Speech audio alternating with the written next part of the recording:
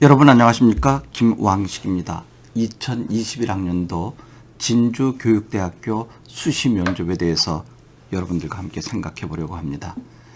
진주교대에서 가장 크게 변한 것은 개별 면접과 집단 면접이 있었습니다. 그런데 역시 코로나의 영향으로 집단 면접은 없어졌습니다.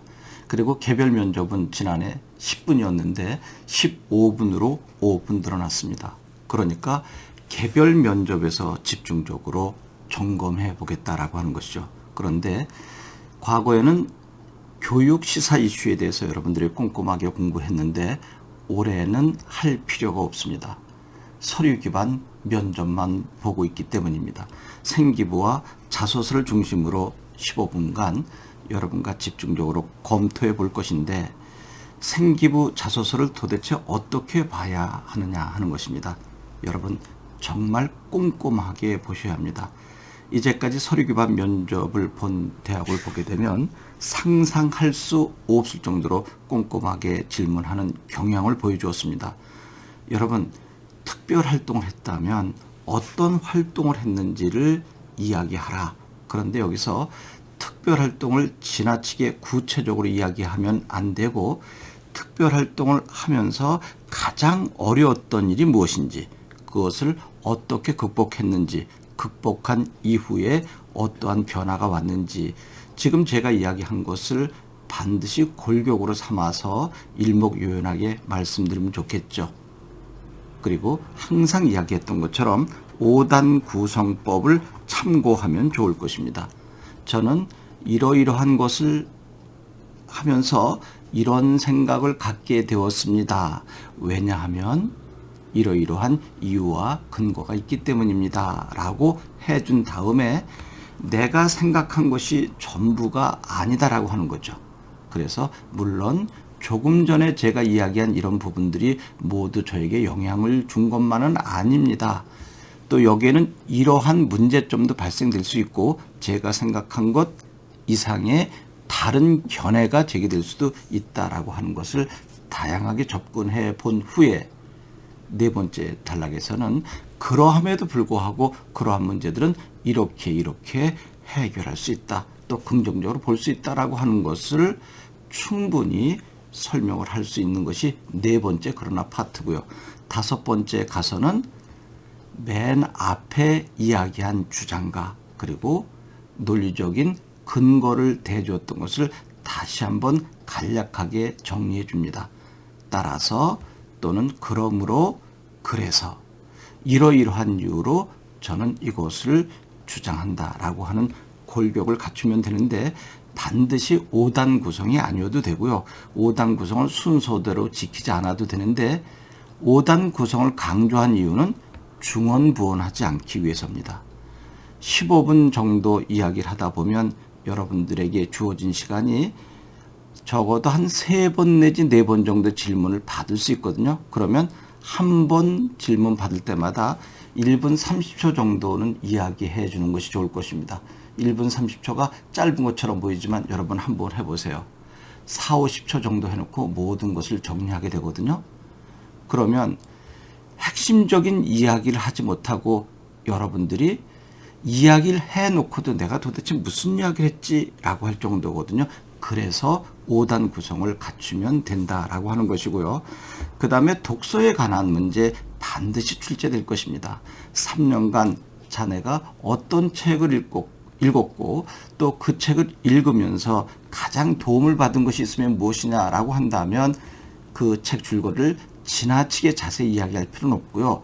그 책을 읽게 된 계기를 간단하게 이야기하고 읽고 난 이후에 어떠한 변화가 생겼는가 그리고 그 변화가 여러분에게 어떻게 실천되어서 내적 성장을 이루었는가 정도 그리고 훗날 교단에 섰을 때 독서 지도를 어떻게 할 것인가까지 이어가면 좋을 것이고요.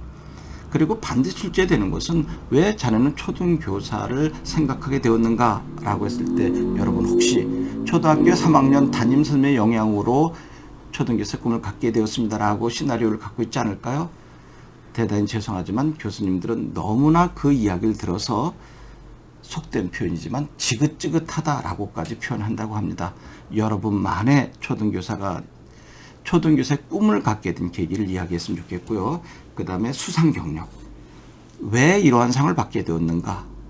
봉사활동을 했다, 또 모범상을 받았다, 선행상을 받았다 한다면 거기에 대한 정확한 근거를 이야기할 수 있어야 되고요.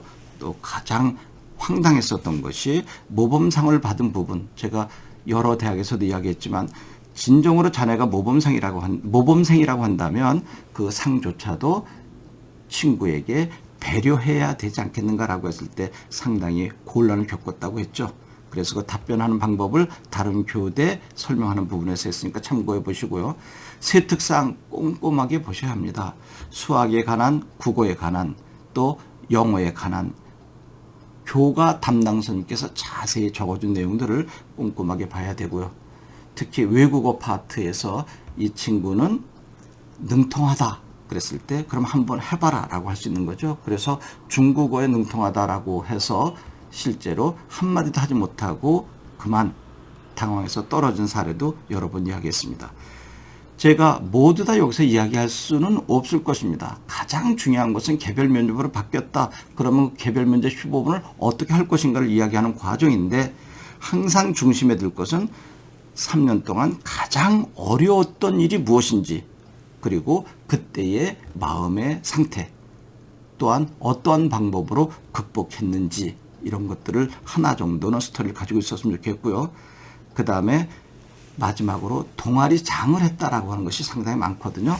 그러면 결국 동아리를 이끌고 갔다면 리더십의 문제가 거론되겠죠. 그래서 진정한 리더십이란 무엇인가 라고 하는 것을 종종 묻곤 합니다.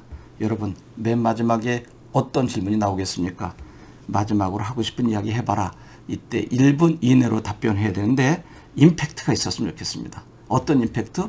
반드시 저는 진주 교대를 와야만 되는 당위성, 너무나 뛰어난 능력을 가지고 있어서 제가 와야 된다라고 한다면 오히려 역효과가 날 수도 있겠죠.